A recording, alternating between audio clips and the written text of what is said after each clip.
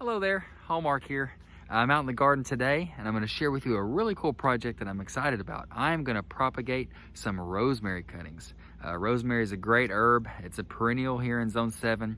It grows great in the cold. I've got some growing on the front porch with no heat or anything. So it's a great little herb and I'm going to show you today how to propagate it. So for the soil mix, I'm going to use a little bit of seed starting mix, but I want to mix in a little bit of good garden soil in it as well. And I've got this beautiful garden patch here that's dormant this winter, but it has been treated with gin trash compost and a bunch of other cool stuff. So I'm going to kind of sift through this and use a little bit of this, mix it in with that seed starting mix, and we'll be ready to go.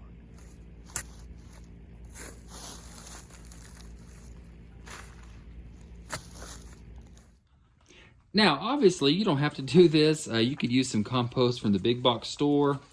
You could use, any kind of other soil. Some people use sand or vermiculite, whatever. But I just like adding a little bit of my natural Alabama soil in there because I know this soil has a lot of nutrition to it. It was just treated with some really good compost last year, and usually I put chicken manure on it every once in a while, so it's a good little garden spot. What I'm doing right now is just picking through any rocks, any weeds or anything, any roots that I see, and trying to get this broken up and mixed up. And then I'll incorporate some potting mix into it as well. And I know a lot of people will say, well, hey, aren't you going to get some weed seeds or weeds in your mix? Well, really, this is just to start the rosemary off in small pots. And then we'll transplant it to an area that's, of course, been weeded really well and built for the garden for it to grow in. This is just to kind of get it kick-started and going and to get it used to the soil that it will one day be in. Alrighty guys, I'm going to do about 10 of these little cups here. I'm going to put a couple of different rosemarys in each one, but I'm going to do about hopefully 50-50. I just got some seed starting mix that I got from Rural King down the road, and I'm going to go for about a 50-50 mix on this. So I'm going to try to incorporate some of this soil in here and give it a good mix and continue to pick out little things that I see. Just cleaning up. You don't want any big chunks or anything. You want the roots to be able to grow very nicely. And you want them to have plenty of oxygen to the roots also. So you don't want big clumps or big sticks. So I'm going to continue to break this up as I mix it. And then we'll be ready to go get some rosemary and get to cutting.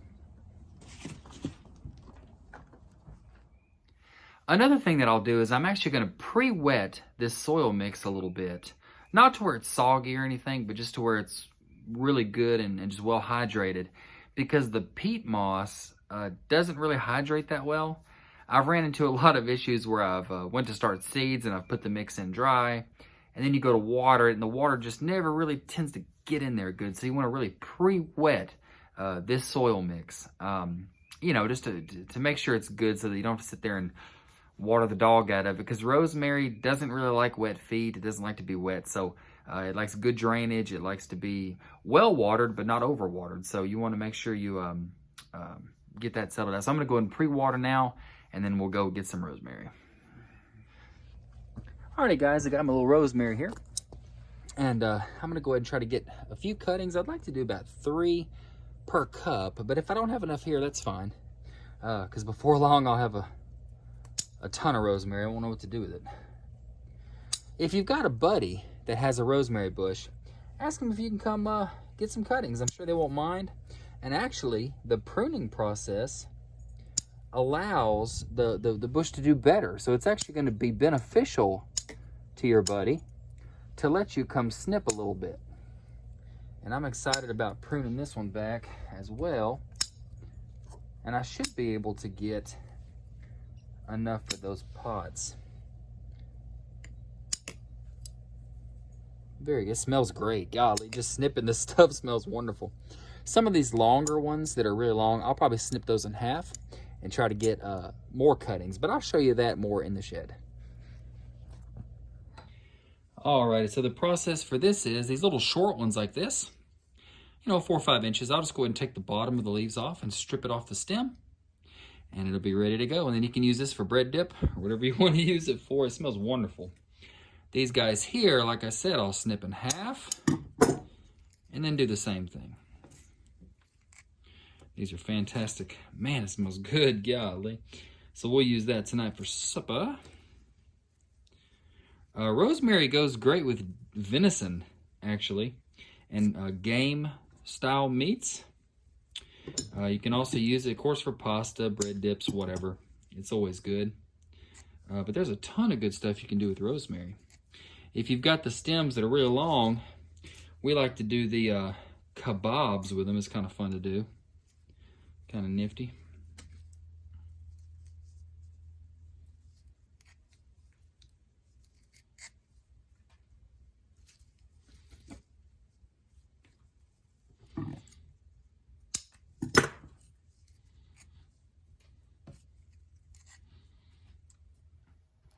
All right, guys, we're coming to the part where we're going to actually start propagating. Now, before I do that, I need you guys to do me a quick favor. Just go down below, hit the like button, and make sure you hit the subscribe button and the bell notification icon, okay? All YouTubers say it. I apologize. It's just the way we grow. It's the way we do our thing here and be able to commit time to do these videos. So make sure you hit like and subscribe. Thank you so much, and let's put these rosemaries in the dirt. Alrighty guys, so what I've got here is a little bit of rooting hormone in this container. Rooting hormone is wonderful. It's only $3 or $4 for a little bit jar, and that little jar will go multiple seasons. So it's a great investment, cheap and easy. You can find it at any big box store, Rural King, Tractor Supply, and even Wally World. Although I don't really care to go to Wally World that much, but anyway. So I'm going to take my little cutting here, and I'm just going to dip it in the rooting hormone, knock it off. You don't need much, a little bit like that. And then we're just going to put it in the soil. And what I'm going to do is knock it off, okay? And I'm going to do about 3 in each little container. And that way, you know, some of them might not make it, and they all might make it. You never know. But I do like to put about 3 like that. So I'm going to do that for the rest of these, and we'll be good to go. All right, guys, so what I'm going to do is I'm going to go put these in the greenhouse, actually. That way they're blocked from, you know, rain and wind. They get a little bit of that solar energy and a little bit of heat during the day.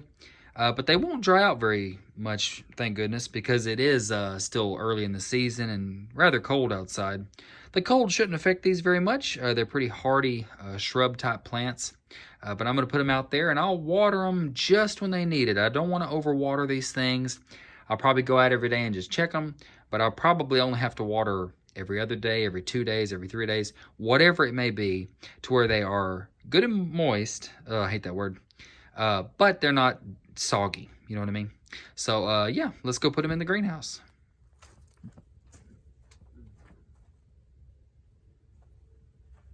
Oh, man. Woo. That Harbor Freight greenhouse is not made for tall people, I'll tell you that much. So there we have it, guys. Rosemary propagated. Get out there in the garden, even though it's a little cold, and start propagating some rosemary. And let me know in the comment section down below how you did. Thank you guys for tuning in. Like and subscribe.